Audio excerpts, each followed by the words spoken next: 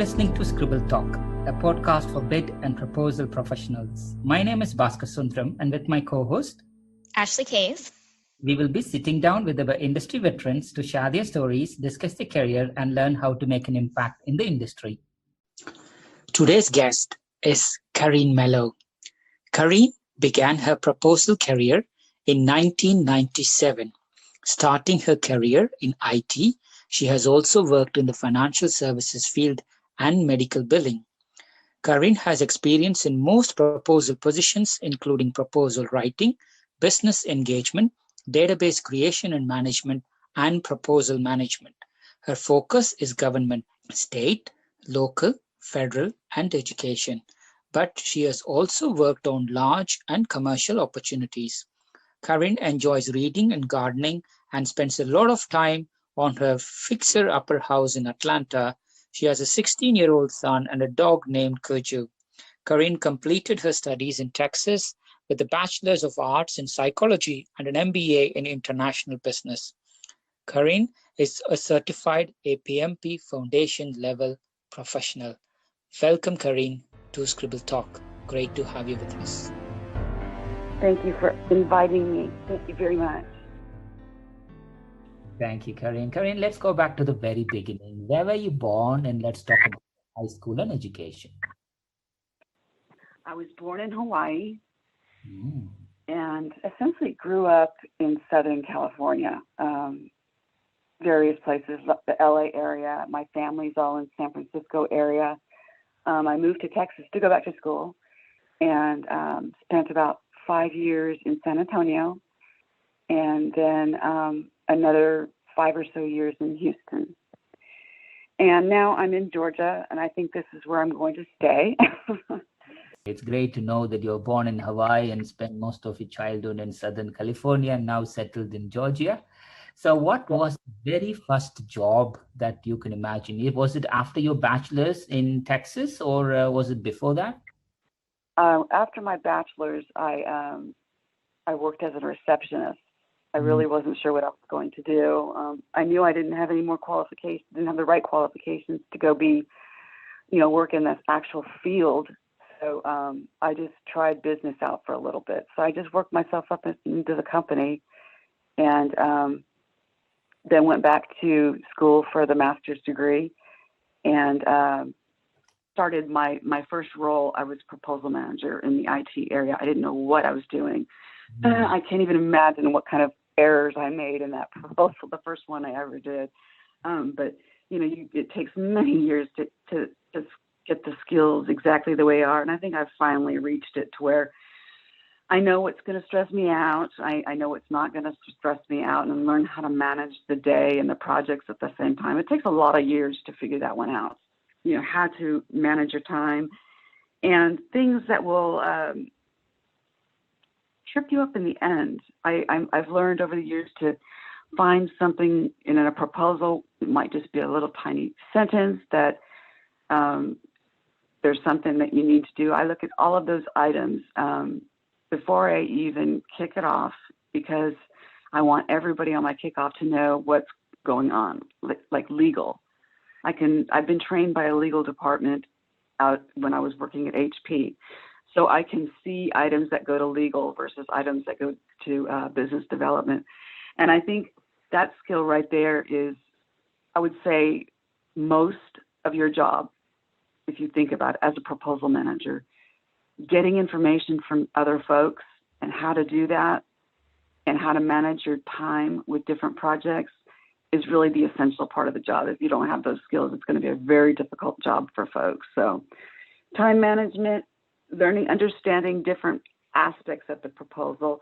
I see younger folks, they're only focusing on responding to the proposal itself, just Q&A, but there's no analysis going on in the background. It won't be profitable.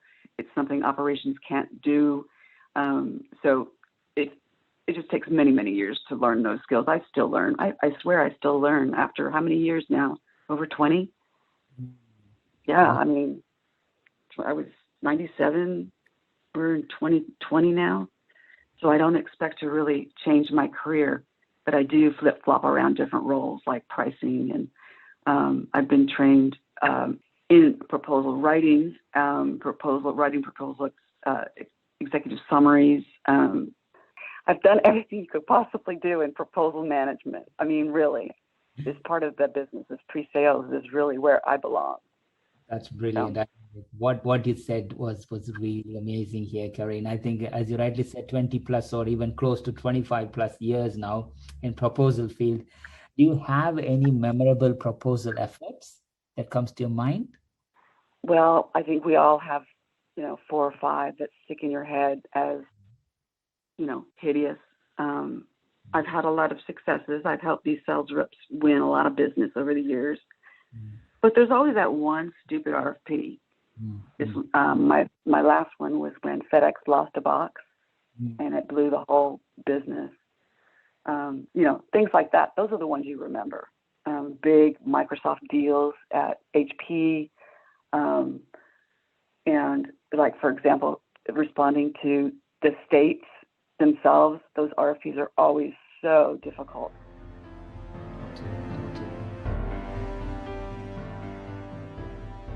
So you have been doing this for a very long time, Karin. What's one thing you wish you had known when you began your career, your proposal career?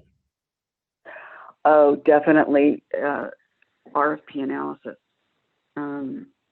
Understanding what's going to hose you up, what's going to be, where we're going to have to get special approvals. Understanding the proposal is when I was a kid, I was just slinging boilerplate because I just didn't know otherwise. And as you get better and better at even if you've switched industries, which I've done a couple of times, that skill keeps you on top. And of course, time management. I wish I had a little bit better of time management. That just took many years to figure out exactly how fast you can turn it around and where you're going to stumble, and just putting all the analysis behind the RFP instead of just copy paste. And I also do a lot of writing. I believe the proposals need customized responses. And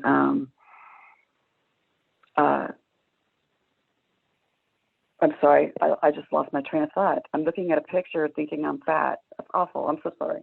No. Oh, hey, it distracts us, huh? What else? What else can I help you? Could I answer? So, and part of the journey, you also became a member of APMP and you completed your APMP Foundation level certification. When did you hear about APMP? APMP has started cropping up early 2000s is where it began. I think that's when I, in fact, joined. It was I was still at Hewlett Packard, so maybe about 2020, or excuse me, the year 2000.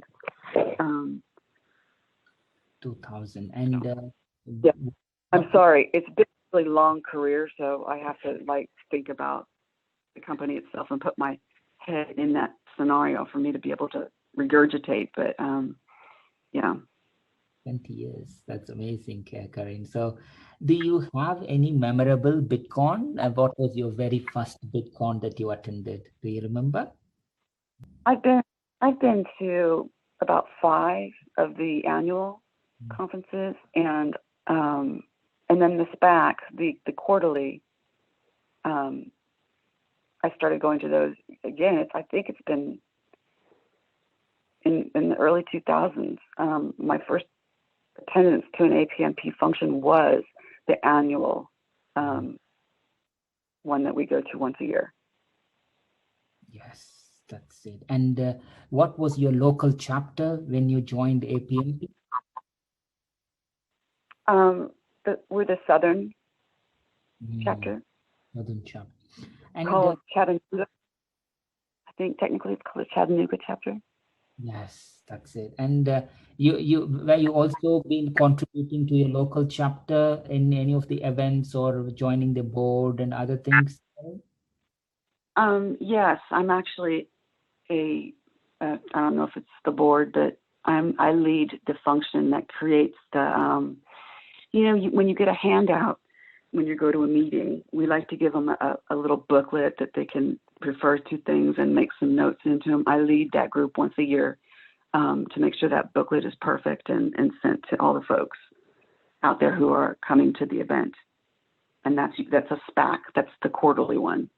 Yes, Southern Proposal Congress. That's great. And yeah. And the APMP Foundation certification, when did you take that and how was your learning journey? That was actually a really hard test. I think I took it in around 2006 and I studied for it. It's very Shipley oriented. I'm sure you already know. And so I over the years, I've also spent a lot of time in Shipley classes, running bids and learning how to write to the customer. I can think of 2 or 3 week-long Shipley classes. Then at some point you moved on and you also worked in different types of tenders between state, local, federal, and also ed. What similarities and what kind of differences are there between those sectors, Karin?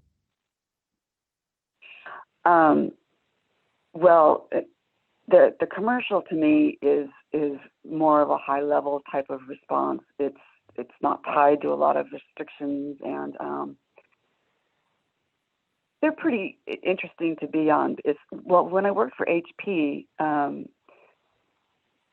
I was able to see what the business was doing in the IT area because we were working with Microsoft a lot. So the term Hadoop was sent to me. I learned that term on 2008. It was a term that no one knew about. We were just discovering cloud.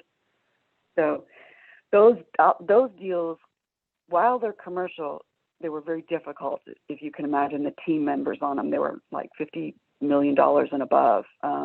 Lots of players, lots of people on your conference calls throwing in their insight, and lots of drama, a lot of people management on those big commercial deals. Now, government, whether it's federal government or state and local government, I find the federal deals to be very simple. I mean, yes, you have to write an executive summary and you have to respond to each question, but they're essentially telling you how to win. I find them very, very simple. You just go after what their criteria is and match up what you can do. To me, that's very logical.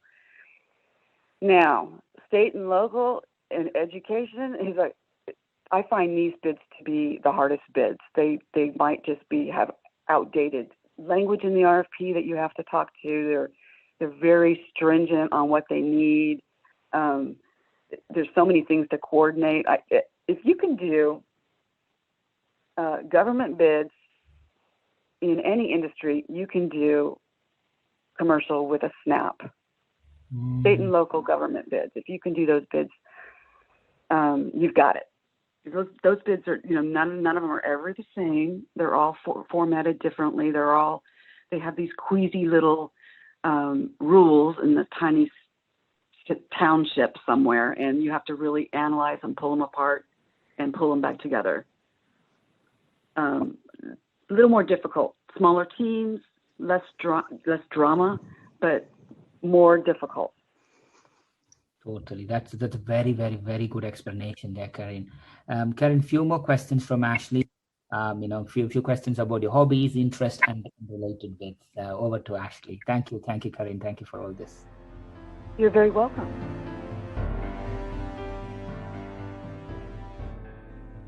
So Karin, it's been amazing hearing about your proposal career. We'd like to learn a little bit more about yourself. So can you tell us 3 things not many people know about you? Well, I don't know if they don't know me or know about it, but I have a little OCD, right? All proposal managers have a little bit of it. I do. Mm-hmm. I'm also pretty impatient. I've learned over the years how to kind of put the phone on mute and walk around in circles for a little bit. So I wouldn't call myself demanding. I think that's a harsh word. I feel like I use manipulation tools to get information from folks. And it's just a matter of, you know what I mean? Are you proposal managers now, guys? Yeah, no, absolutely. And I was on a panel with Kristen Dufresne who kind of talked about that very, very topic. Yeah, it's an art form, really. Yeah. It took many years to really master getting information from other people when you want it. I mean, it's a trick. Can you imagine the IT I could read the bid and not even understand a single word. You can imagine the technical folks that we needed to rely on. They just don't want to write, right? Yeah. And I've learned two tricks that, you have to understand why they're not writing. Are they afraid to write? Which a lot of them are. Are they buried, or they don't think it's part of their job, or whatever is slowing down you receiving your stuff. If you understand why they can't give it to you, or they're not giving it to you, then you can get it from them by understanding. Like, I know folks that they say, oh, I just don't feel I can write this. And I said, well, just why don't you just bullet point it and we'll work it together? Or perhaps I'll say, are you just out of time? Is that your problem? Do we need to talk to somebody else on your team? Can I set up an interview for you and just kind of, you can do a brain dump? If you understand why they're not responding, you can use that to your advantage. Absolutely. And then the two words that people use to not use kind of the harsh word manipulation are empathetic leadership and influence. So those are two alternatives for you. What's the second one? Oh, influence. So just learning how to influence people to deliver what you need. Yeah. I mean, you know what it's like. You have to Absolutely. know your room. Yeah. It's, if you stay with a company for a long time, it's just inbred, you know exactly who to talk to. But if you flip industries, and you don't understand what your extended team is doing, and if they have a 60-hour-a-week job and they can't squeeze in proposal stuff, or just whatever reason is hosing them up, is a way for you to go in there and manipulate them into responding for you. It sounds terrible, but that's really all I do. Yeah, no, it's something we all do a lot, right? Yeah. It's one of the hardest jobs of being a proposal manager, is manipulating that team to get stuff. Absolutely. Yeah. And critical skill for sure. Yeah. So you talked about this big house that you live in that you're renovating. Do you have any fun renovation stories you can tell us? Oh, well, I can tell you what happened last night. I found out I had a leak in my pool, and I'm like, okay, oh, gosh. I'm so done with you, pool. You're just so done. So I just emptied the whole thing out until I have more time to spend on it, because it was just this constant putting in water and wondering why it got so low. And I don't know if you've ever been a pool owner. They're a bit of a pain in the butt, They need constant maintenance, and it wasn't something that I was going to take on for the next year or so. I just found out last week I've got some water coming from my son's bathroom into it's showing in a dining room below it. So, all kinds of stuff like that. Yeah. But, yikes. I bought it. I'm doing it. Yeah. Oh, it sounds like a fun project for sure. Keep you busy. It definitely keeps me busy. Yeah. So do you have any other hobbies or interests that take your time beyond renovating your home? Well, I have a little bit of a addiction to Netflix, I have to say. I'm going to be perfectly honest. And I like to go outside and work in the yard. The yard is where you can bang on the dirt and get frustrations out, and it makes you feel good to walk away with a new plant. And the house, again, needed landscaping work, so I'm designing it and doing it myself. Oh, that sounds like an amazing project. Yeah. It's when I bought the house, this is my third fixer-upper, but the other two is when I was, younger, And now that I'm older, I'm like, what was I thinking? I'm so old, I have to be in bed by 9, and so the project is moving a little slower. So, but what can I say? It'll keep you occupied for a few more years then, right? It will. It will. You're exactly right.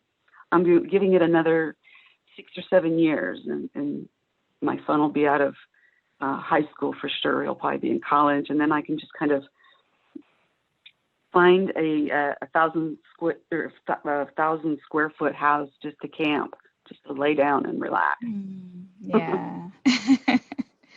So you mentioned you're a bit of a Netflix junkie. What is the last Netflix show that you binged? What was I was just watching something last night. I like the documentaries. I was, I watched. There's a movie on there now about that man who killed his whole family because he was going through some kind of midlife crisis.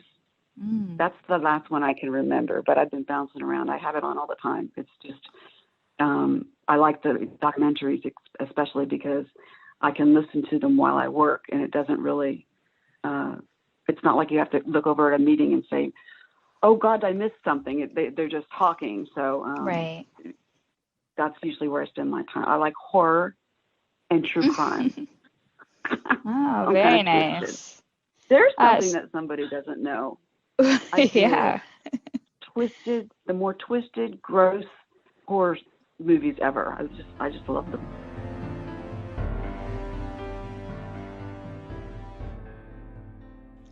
So do you like Halloween then, and all the horror movies that come out on TV? I can't even tell you. I'm a little irritated with cable right now because they're moving very slow on the whole Halloween thing. They usually they'll come up with all the, the Friday the 13th and all of the slasher flicks and all the good stuff, but they haven't built one yet. Yes, to answer your question, this is my favorite time of the year. It really is. So are you the kind that gets dressed up for Halloween? No. No? No, I don't. I just really don't. The last time I went to one of them, I was at Pocahontas, I think, and it was a long time ago. Yeah, no, I don't. Not that I'm against it. I'm just not very creative that way. Okay. Just enjoy the movies. Yes, and the candy, of course. So you're very passionate about proposals, but if you had to choose a completely new profession, which would you pick?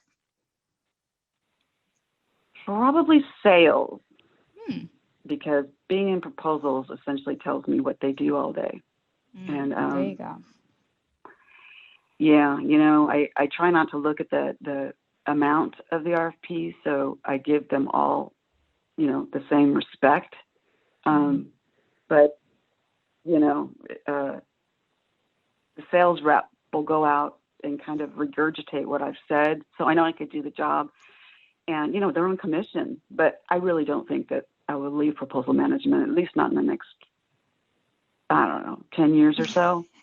It's very easy for me to do. It sounds like it's a horrible job, but I've been doing it for so long that it's almost I can do it in my sleep. So starting a new career is not a good thing for me to do. No, for sure. I think most of us, we would never really switch. We're too addicted. No. At the most, maybe bounce around on different roles, which I've already done, proposal writer, database manager, international pricing, stuff like that. I've already done all of those roles. So sales would really, actually, I should be in sales, but I like proposals, but I don't like customers. Customers annoy me. Yeah, absolutely. So what is the most interesting thing that you've read or seen this week? Outside of all the Trump rah-rah? Yeah, whatever you found interesting, maybe a meme, maybe, an interesting Netflix show. You know what, I found a few. I was going through all my stuff last night, and I found kind of a funny picture of this, and I didn't get this at first either. It shows a Cheerio box or some cereal, and the label is serial killer, right? Mm-hmm. And so I'm looking at it, I'm like, I looked at it a little closer, and you see these giant orange or yellow eyeballs inside this cereal box. It's so stupid. So it took me. I was like, oh, okay, just cereal, because everybody knows I love serial killers. I love to study them. So I'm like, why are they spelling cereal wrong? And then I got it. I got it. I was like, golly, Karen. Oh my goodness. You must be tired tonight. That was just last night. I haven't been watching the news very much, just because I'm so overwhelmed with politics and the whole. You watch CNN, and the only thing they ever talk about is Trump, and it got tiring for me. So, but yeah, that's about it. That's the only thing that's sticking in my mind. So that must be what is the most significant I've come across.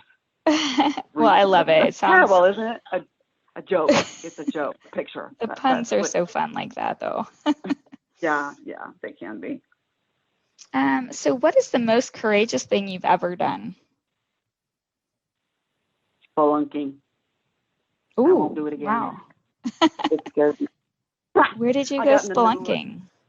I went spelunking in Alabama, where they have all those caves. They've got just caves everywhere. Okay. And we went with a group of friends and, thought, oh, this is just cool. Let's walk through some caves. Well, somebody got an idea to follow these two. They were cavers. They were spelunkers for sure. They had the old gear and all the stuff they had been. And they said, hey, do you want to try out this cave? And somebody said, yeah. It wasn't me, but somebody said, yeah. And we got in there, and I froze with fear. It is the scariest thing ever to be inside a cave because you don't know what's to the side of you. You don't know what's below you. And I froze a couple of times where I couldn't take a step. And I don't think I'll do that again. I mean, they were jumping from cave to place to place, and they had their ropes all around them. And I was like, my God, who got me into this? It's the scariest thing I've ever done in my life. It sounds terrifying to me. Yeah. It is. It was terrifying. Yeah. I was glad I did it because I got through it, but I won't do it again. Yeah, for sure. Yeah, it sounds like one of those like once in a lifetime. Yeah. Been there, done that. I'm done with that. No more. So that's one place you've been that you probably would never go back. What's one place you'd like to go that you haven't been? Oh, Lord, a lot of places. We were scheduling, I don't consider myself a world traveler, but I have done some pretty extensive traveling. And we had this really cool trip to Rome set up right when we had to cancel a trip to Rome. We had it all organized. We were leaving on March 20th when everything just kind of exploded. And we canceled just in time. Otherwise, we really would have been stuck for a long time. So someone's looking out for me. Yeah. But I'd like to see. What a bummer. I know. But even in the United States, I want to go to, what's that big park up there in Montana, Utah area? What is that thing? It'll pop in my head in a second. Yellowstone. I'd like to see Yellowstone. I also want to see Niagara Falls. I've never been there. Have you? Oh, wow. Yeah. I have family in Canada, so I've driven up that there way. you go. There you go. Yeah. Yeah, it's beautiful. Definitely to get up there and go to the Canadian side. Really? That's good advice. Yeah. Yeah, okay. Yeah, that's one of them that I want. And I've got my son too, who's 16. I was just saying, and I'm trying to take him to as many places as I can take him. So when he goes to college, he doesn't feel like he needs to go backpacking across Europe. I want him to be comfortable moving around in different parts of the world. Yeah, absolutely. So do you have anything of sentimental value that you hold on to? Me? Oh, yeah. I'm looking at a lot of them right now. Little stuff that my son made when he was a baby. I have a little paper plate that has smudges all over it. He did it when it's his first, I call it the first art project. And I'm looking at it right now. Yeah, I'm kind of sentimental. I've got a lot of family pictures on my walls, and I don't call myself a hoarder, but I could definitely do a little cleaning out. It's hard when you have meaning in some of those things and you don't want to let them go.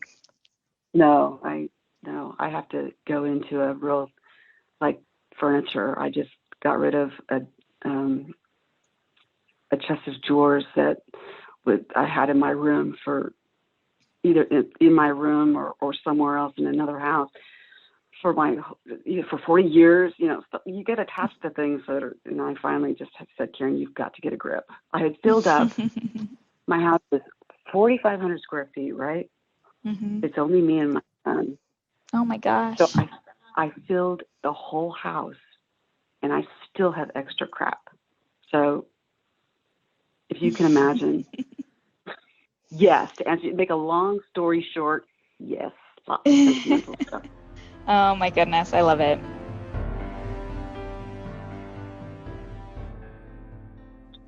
So we talked about this amazing career that you've had. Surely you've had people in your life that have been a big impact. So who are the people who've been the most influential in your life and career? For sure, my father. Very, very close with my dad. Sandy, actually, you've talked to Sandy Luttrell. Mm-hmm. Sandy is a very good proposal manager. I mean, when I do stuff and I think I'm getting kind of lazy or whatever, I think about Sandy and I said, would Sandy do this? And so in the back of my head, whether I've talked to her, she just moved. I haven't seen her since she's moved. But she set such a high standard that I feel like I can always kind of just try to work like her sometimes to be better. I've also have a couple of folks that I've worked with over the years that have been instrumental in just various work habits, work ethic. So I could think of 2 or 3 people that have really set my career off. And I still talk to one of them. I tell them every time, it's like, you've really pushed me in a good direction. So. That's amazing. Yeah. So we're in these interesting times. You talked about the pandemic, delaying your trip to Rome. Hopefully you're going to reschedule that. But it has, had some positive impacts. What have you observed lately that reminded you that people are good?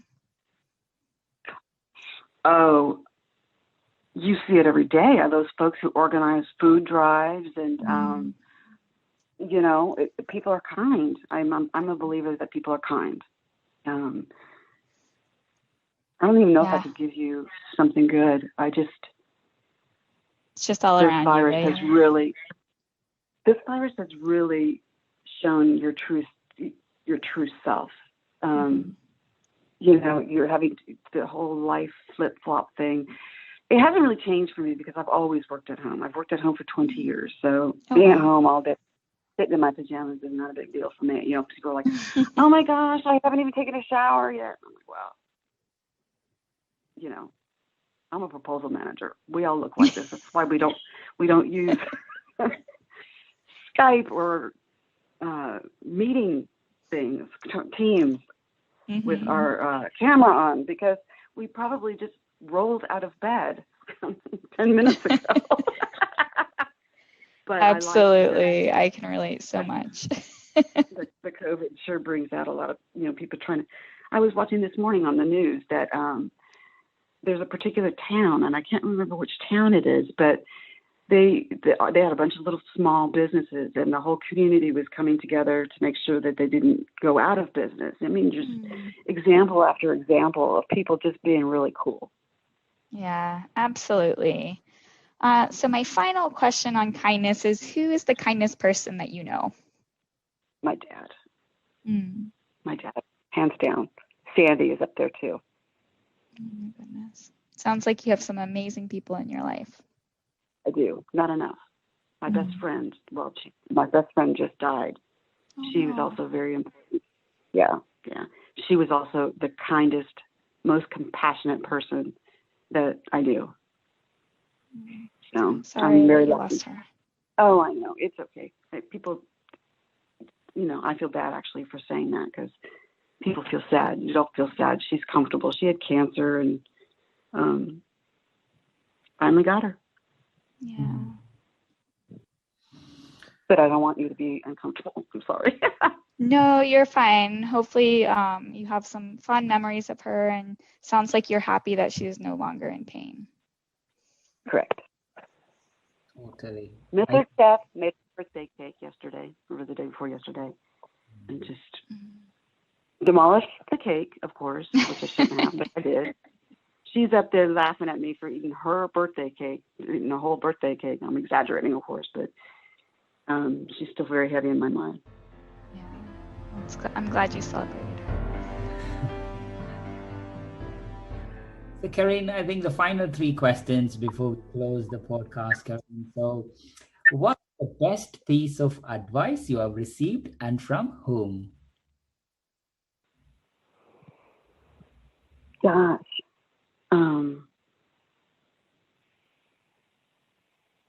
I can't tell you. Oh, no problem. Don't worry. Yeah. No. Sorry. An example. I have so many people around me that give me good advice. Whether it's business related, it's work related. I accept criticism without getting upset by it because it just makes you better. I get it every day from sales reps who want to see the writing honed down, from my handyman, says you could be doing this better. Da, da, da, da. Everybody gives me advice, and I willingly accept it. That's beautiful, Karin. Beautiful. Well said there. Karin, if you have been asked to advise someone wanting to pursue a proposal career similar to yours, what advice would you give them? Creating a whole chapter. It really is, because I think if you start real with your management, whatever management needs to go into the chapter, I think that getting somebody on that team, very, very strong, very, very motivated. But I think if you're going to build a chapter, I think it needs to be a mix of proposal cronies like me, but we also need the baby junior ones too. And I think people get stuck on, the leaders should have all the experience. Well, they have experience, but we also need the new, kids that just got out of college and they're a junior proposal writer. And, we need those voices too. Probably more so at this point. That's a good, it's actually describing my current chapter, the Chattahoochee chapter. There's people like me who've been doing these things for decades. And what we are seeing now is that we need younger folks because they're younger and they're better at things than us, like technology. They're weirdly good with technology. And we just need folks like that. We need a wide range. I think in our chapter, I think that's something that they didn't really take into consideration many years ago. They had the same board members for over a year. And I think they need some new blood in there. Diversity is a big thing to me. Totally. That's a great advice, Karin. Karin, we talked about your life, career, hobbies, interests, people around you, and a little bit more about, random questions. Is there any part of your life or career, or is there anything else that you would like to say before we close the podcast, Karin?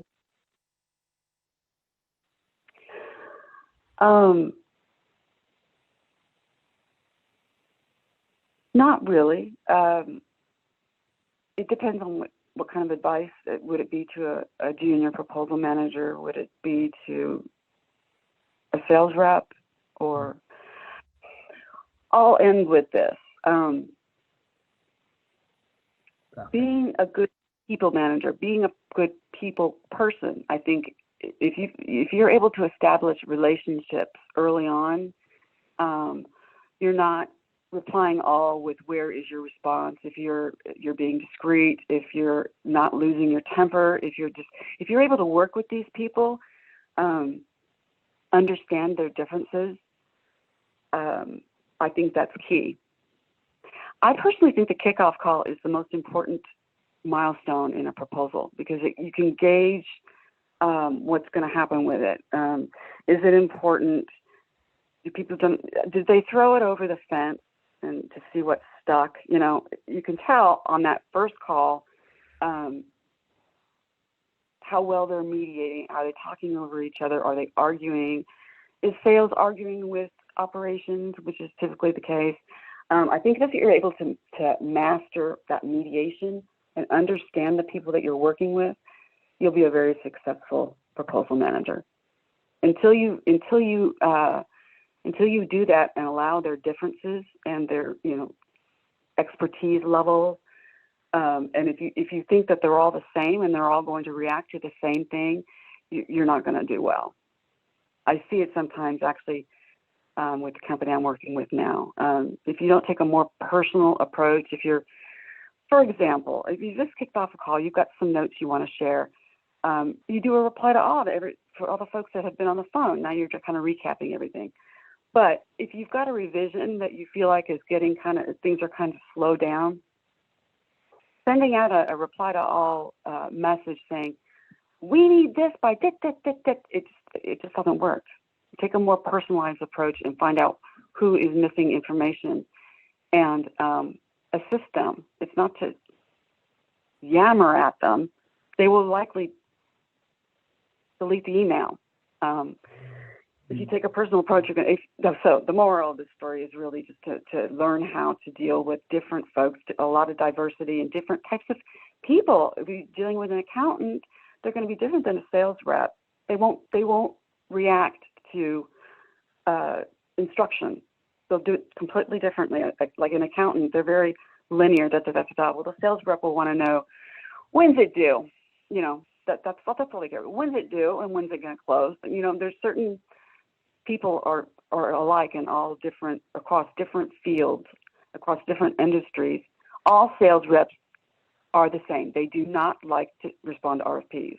They are better out in the field. If you know certain things like that, you'll be very successful. Beautifully said. Amazing. And I think that exactly. I think the expectations inside the team and the dynamics inside the team, that's what we learn more. It's not about the right font or the right text or the action captions, value propositions, etc. But brilliant advice at the very end. Thank you so much for that, Karin. It's been an absolute privilege to have you, Karin. I know it was last minute and there was no preparation, so I didn't even send you sample questions. It was a totally raw episode. Yeah, that all came off the top of my head when I need coffee. Exactly. This is one of the real raw episodes that we had. Thank you so much for your time today. It's been an absolute privilege with you. Wish you all the good health and happiness. Good luck with your new home and your son.